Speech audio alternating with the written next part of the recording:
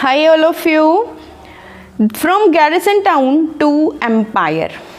ये हमारा आज का 4th टॉपिक है, दिल्ली सल्तनत, जो कि चैप्टर 3 है क्लास 7th का। बहुत इंटरेस्टिंग टॉपिक है और इंटरेस्टिंग होने के साथ साथ ये इम्पॉर्टेंट टॉपिक भी है। जैसा कि लास्ट वीडियोस में भी मैंने आपको बोला है कि इंटरेस्टिंग अपनी जगह पे है, उस हमें नई नई चीज़ें पता चलती हैं दिल्ली सल्तनत के बारे में, और उसके साथ ही ये इम्पॉर्टेंट है जस्ट बिकॉज कि ये आपके एकेडमिक होम एग्जाम्स में तो आता ही है, आपके चैप्टर में है, और उससे अलग ये कॉम्पिटिटिव एग्जाम्स के पॉइंट ऑफ व्यू से भी बहुत ज़्यादा इम्पॉर्टेंट है। तो चलिए स्टार्ट करते हैं। From garrison town to empire, इस लाइन को सबसे पहले डिफाइन करते हैं, और डिफाइन करने के लिए हमें ज़रूरत है गैरसन टाउन को समझने की। गैरसन टाउन एग्जैक्टली एक टाउन एरिया होता था, एक ऐसा एरिया जहाँ पर जो राजा होता है, जो रूलर होता है वो, ठीक है, उसके साथ साथ उसके सैनिक और उसकी ज़रूरतमंद जो चीज़ें हैं, ज़रूरत की जो चीज़ें हैं जो राजा को चाहिए हमेशा, वो वहाँ पे होती थी, ठीक है। उसके साथ साथ उसकी थोड़ी बहुत प्रजा भी वहाँ रहती थी, और उस टाउन की जो किनारे किनारे जो एरिया है, जो कवर अप एरिया है जिसके अंदर वो है, वो अच्छे से सोल्जर्स के साथ में बिल्कुल कवर रहता था।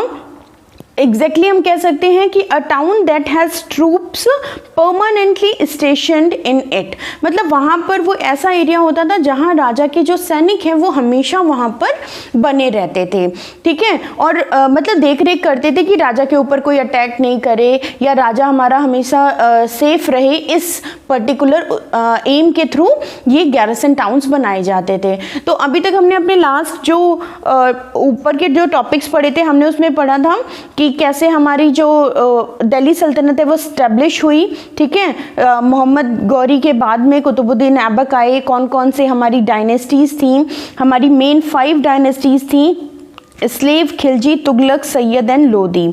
अब उसके बाद हमने पढ़ा था कि कैसे जो finding out about the Delhi, हमें कैसे दिल्ली के बारे में चीज़ें पता चली, है ना। तो कहाँ से पता चली थी हमें? रिटन आर्किटेक्चर, क्वाइंस, इंस्क्रिप्शंस, और उसके बाद तारीख या तारीख के थ्रू हमें पता चला था। उसी के थ्रू हमें ये भी पता चला कि पहले जो दिल्ली सल्तनत के जो सुल्तान थे, जो राजा बने, जैसे हम बात करें कुतुबुद्दीन ऐबक की, ठीक है, या फिर बात करें हम इल्तुतमिश की, तो इनका जब टाइम था तो इन्होंने गैरसन टाउन का जो स्ट्रक्चर है उसी को फॉलो किया। जैसे एक एरिया जहाँ पे इन्होंने कैप्चर किया उस राजा का राज या किला, वो वहाँ पर रहते थे। आसपास का थोड़ा बहुत एरिया उनके साथ रहता था, उनकी प्रजा बन जाता था, और वहाँ पे उनके सोल्जर्स उनको उनकी देख रेख करते थे। लेकिन फिर कुछ दिनों बाद एक टाइम आया जब खिलजीज और तुगलक्स आए, इन्होंने अपने एम्पायर को बढ़ाना शुरू किया। अब आप जैसे समझिए ये मैप है, ठीक है, यहाँ मैप में आपको दिख रहा है कि ये एरिया है जहाँ पे कि लाहौर है, ठीक है, और लाहौर के बाद यहाँ आसपास आपको दिख रहा है दिल्ली है, और लास्ट में इधर बंगाल के पास दिख रहा है आपके लखनौती है, ठीक है। अब जैसे समझिए गैरसन को, गैरसन मानिए कि एक गैरसन टाउन है जो कि लाहौर में है, ठीक है, जो कि कुतुबुद्दीन ऐबक ने करा था। उसके बाद दिल्ली में आए और इल्तुतमिश ने यहाँ पे भी अपना एक गैरसन टाउन बना लिया। फिर उनको ज़रूरत लगी या उन्होंने बैटल किया, और उसके बाद उन्होंने लखनौती में भी अपना एक गैरसन टाउन बना लिया। लेकिन गैरसन टाउन में एक जगह से दूसरी जगह जाने के लिए आप देख रहे हैं काफ़ी लंबा रास्ता है, और वो लंबा रास्ता क्या होता था, वहाँ पे रेबेलियंस रहते थे, वहाँ पे जो लोग होते थे लूट मार करते थे। अगर राजा की सेना एक जगह से दूसरी जगह जा रही है तो उसको परेशानी होती थी, या फिर कई बार जैसे वेदर ख़राब है तो उसकी वजह से कम्युनिकेशन उनका बिगड़ जाता था, क्योंकि तब तो कम्युनिकेशन का साधन यही होता था कि एक जो राजा का सिपाही है वो दूसरी जगह जाके कोई इन्फॉर्मेशन है या कोई बात कहनी है या सेना को बुलाना है तो वो जाके उस बात को बताता था। इस तरीके से जो ये गैरसन टाउन है ये सेफ नहीं था राजा के लिए। जब तक राजा या सुल्तान उस गैरसन टाउन के अंदर रहता था तब तक वो सेफ था, और जैसे ही वो ट्रैवलिंग के लिए बाहर निकलता था तो वो अनसेफ हो जाता था। इसी को समझते हुए जो तुगलक और खिलजी थे, अलाउद्दीन खिलजी और मोहम्मद बिन तुगलक, इन लोगों ने क्या किया कि टाउन्स से बाहर निकलकर एम्पायर बनाने की कोशिश करी और बनाया भी, कि वो जो पूरा एरिया है हम सिर्फ गैरिसन टाउन में ही नहीं रह जाएं, बल्कि हम पूरा एम्पायर बनाएं जिसमें कि रोज जो लोग हैं वो हमें माने समझें, और ये जो ट्रैवलिंग की हमारे इश्यूज़ हैं या हमारा जब आना जाना होता है तो बीच में हमें कोई रुकावट ना मिले। तो यहाँ तक गैरिसन टाउन टू एम्पायर की कहानी ख़त्म होती है। अब हम स्टार्ट इसको करते हैं और ज़्यादा डिटेल के साथ में। In the early 13th century the control of the Delhi sultans rarely went beyond heavily fortified town occupied by garrisons. Garrisons वही मतलब है कि जो एरिया है जहाँ पे सैनिक बिल्कुल भरे हुए हैं और वो अपनी राजा की और प्रजा की जो रक्षा है वो कर रहे हैं, सिक्योरिटी कर रहे हैं। तो ये 13th century के आसपास की बात थी। The Sultan seldom control the hinterland. Seldom control वो उन पे भी थोड़े बहुत कभी कभार, seldom control मतलब पूरी तरीके से कंट्रोल नहीं था। अब hinterland को समझते हैं, hinterland क्या होता है। hinterland एक जगह है, जैसे मान लीजिए ये हमारा टाउन है, ठीक है, इतने यहाँ पे ये हमारा गैरिसन टाउन है, यहाँ पे राजा रह रहा है, उसकी थोड़ी बहुत प्रजा रह रही है, उसके सैनिक रह रहे हैं, ठीक है, किलाबंदी हो रखी है, वहाँ कोई अंदर नहीं आ सकता। लेकिन उसके बाहर का जो उसको टच करता हुआ आसपास का एरिया है उसको हम कहते थे hinterland. Okay, of the cities and were therefore dependent upon trade. और राजा की सारी चीजें उस गैरिसन टाउन से तो पूरी नहीं हो सकती, जैसे उसको क्रॉप चाहिए, अनाज चाहिए, सीरियल्स चाहिए, वेजिटेबल्स चाहिए या डिफरेंट चीजें चाहिए, हनी चाहिए, तो इट नॉट कंपलसरी कि उसको सारी चीजें उसकी गैरिसन टाउन से ही उसकी जितनी नीड्स हैं वो फुलफिल हो जाएं। तो वो क्या करता था कि अपने हिंटरलैंड जो आसपास का एरिया होता था उससे भी कुछ तरीकों से वो लेन देन करता था सामान का। तो सबसे पहला तरीका था ट्रेड, कि तुम हमें कुछ चीजें दो, हम तुम्हें कुछ चीजें देंगे, it is a trade. Next आता है ट्रिब्यूट, कि देखो भाई हम तुम्हारी रक्षा करेंगे या हम तुम्हारे ऊपर अटैक नहीं करेंगे, ये सोचते हुए तुम हमें ट्रिब्यूट दो। टैक्स, आप एक तरीके का टैक्स समझ लो, ठीक है। या जो अच्छा राजा होता था तो हिंटरलैंड के जो लोग होते थे, जो उस जो ट्राइब्स हैं उनके जो हेड होते थे, वो सोचते थे कि चलो इनसे बना के चलते हैं, कभी हमारे ऊपर कोई परेशानी आएगी तो ये हमारी हेल्प करेंगे, ऐसा कुछ सोच के। नेक्स्ट आता है प्लंडर फॉर सप्लाईज। अब मान लीजिए कि वो जो ट्राइब्स रह रही हैं वहाँ पे, उनका और जो गैरिसन का सुल्तान है या राजा है उनका बीच में अनबन है, कुछ अच्छा नहीं चल रहा है, तो क्या होता था, वो जो नेसेसरी चीज़ें होती थी उनकी सप्लाईज नहीं करते थे, जिसकी वजह से क्या करते थे, गैरिसन टाउन के जो राजा होते थे वो अपने सैनिकों को भेज के, और प्लंडर मीन्स होता है लूटपाट करना, लूटपाट करके वो जो चीज़ें हैं, जो ज़रूरी चीज़ें हैं जो राजा को चाहिए, वो वहाँ से उठा लाते थे। तो कुछ इस तरीके से जब तक हमारा एम्पायर नहीं बना था तब तक जो राजा है वो भी कहीं ना कहीं सरवाइव कर रहा था। वो कहने के लिए राजा था अपने गैरिसन टाउन का, बट गैरिसन टाउन के बाहर उसकी बिल्कुल भी नहीं चलती थी। चलिए नेक्स्ट पैराग्राफ है, controlling garrison towns in distance Bengal and the Sindh from Delhi was extremely difficult. अब मैंने आपको मैप में पहले ही बताया कि जस्ट सपोज कि जो राजा है, जो दिल्ली सुल्तान है, वो दिल्ली में रह रहा है, लेकिन जो सिंध लाहौर का एरिया है जो पाकिस्तान में पड़ता है, वहाँ का एरिया है, या फिर बंगाल का एरिया है, उतना दूर होता था कि अगर इनको कभी ज़रूरत पड़ी तो ये एक दूसरे को हेल्प नहीं कर सकते थे। Rebellion, war, even bad weather could snap fragile communication routes. जैसे कई बार होता था कि जो एकदम से किसी रेबेलियन, किसी ने आक्रमण विरोध कर दिया, वॉर कर दिया, ठीक है, किसी ने बैटल का युद्ध छेड़ दिया, या फिर ख़राब वेदर है, बैड वेदर है, उसकी वजह से जो हमारा कम्युनिकेशन है वो कमज़ोर पड़ जाता था या लगभग टूट जाता था, और उसका असर क्या पड़ता था कि उस गैरिसन टाउन पे किसी और राजा या रूलर का अधिकार हो जाता था।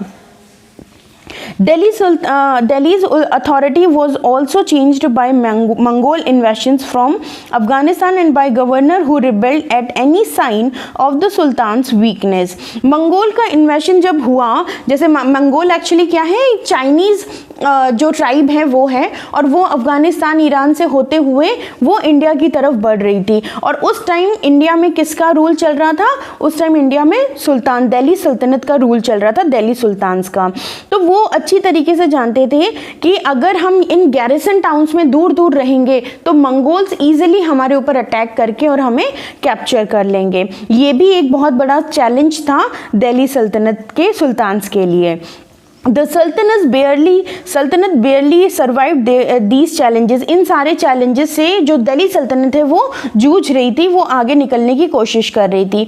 It's consolidation occurred during the region of Ghiyasuddin Balban and further expansion under Alauddin Khilji and Mohammad bin Tughlaq. और इसको ख़त्म करने का जो एक श्रेय जाता है, गैरिसन टाउन से बाहर निकलने का जो एक श्रेय जाता है कि लोगों ने एम्पायर, राजाओं ने जो है या दिल्ली सुल्तान्स ने एम्पायर बनाने की कोशिश करी, इसका सबसे पहला जो ट्रिब्यूट जाता है वो जाता है गियासुद्दीन बलबन जो कि स्लेव डायनेस्टी के राजा थे, फिर अलाउद्दीन खिलजी जो कि खिलजी डायनेस्टी का रूलर था, और एक जाता है मोहम्मद बिन तुगलक जो कि तुगलक डायनेस्टी का रूलर था। इन सब का कहना था या इन सब का जो काम था वो एम्पायर एक्सटेंड करने का था, ना कि अपने गैरिसन टाउन्स में बैठ के रूल करने का।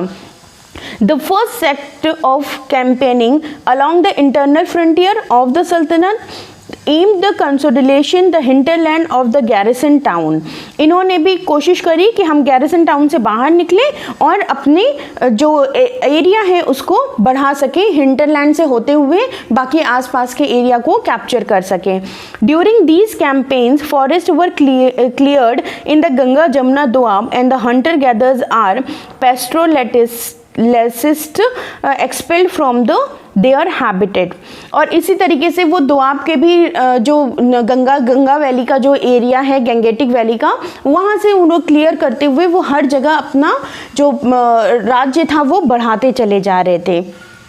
These lands were given to peasants and agriculture was encouraged। और इसी तरीके से जो एग्रीकल्चर लैंड है और पीजेंट्स हैं, जो फार्मर्स हैं, वो अपना उनको इंक्रीमेंट मिल रहा था कि आप ज़्यादा से ज़्यादा काम करिए और हमें आगे बढ़ने दीजिए। न्यू फोर्ट्रेस, नए नए किले, गैरिसन टाउन्स बनाए जा रहे थे एंड टाउन्स वर इस्टेब्लिश। और जहाँ जहाँ वो लोग अपना राज्य बनाते जा रहे थे वहाँ नए नए किले बनवा रहे थे, गैरिसन टाउन्स बनवा रहे थे और establish the protect trade routes to promote regional trade. और उन्होंने बोला कि यहाँ पे हमारे सैनिक रहेंगे इन रूट्स पे, तो इस रूट्स से आने जाने में दिक्कत नहीं होगी, कम्युनिकेशन ईजी होगा और ट्रेड भी ईजिली होगा। जैसे पहले पुराने लोगों को ये डर लगता था कि यार हम अगर ट्रेड करने जाएंगे तो हमारा सामान जो रेबिलियंस हैं वो लूट लेंगे, तो इन लोगों ने इन चीज़ों से लोगों को अवगत कराया कि नहीं, ऐसा नहीं होगा, हमारे जो सैनिक हैं वो वहाँ रहेंगे और आपको डरने वाली कोई बात नहीं है।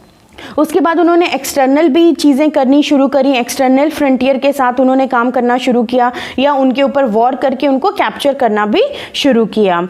और वो वहाँ क्या करते थे, जैसे दूसरे राजा के ऊपर उन्होंने अटैक किया तो वहाँ की प्रीशियस चीज़ें, जैसे लास्ट लाइन में दिया है, सल्तनत आर्मीज captured elephant, horses, slaves and carried away precious metal. वो जब उनके ऊपर अटैक करते थे उन दूसरे रूलर्स पे, तो वहाँ पे ये सारी चीज़ें वहाँ से कैप्चर करके अपने देश में या अपने रूल में, अपने गैरिसन टाउन में ले आते थे। By the end of Mohammad Tughlaq region 150 years after somewhat humble beginnings, the armies of the Delhi Sultanate had marched across a large part of subcontinent. और लगभग जब तक तुगलक डायनेस्टी का एंड हुआ, 150 years लगभग उन्होंने रूल किया, उतने में ये जो एम्पायर है वो बढ़ता चला जा रहा था और गैरिसन टाउन का जो एस्टेब्लिशमेंट था वो खत्म हो रहा था, एम्पायर की तरफ वो बढ़ रहा था।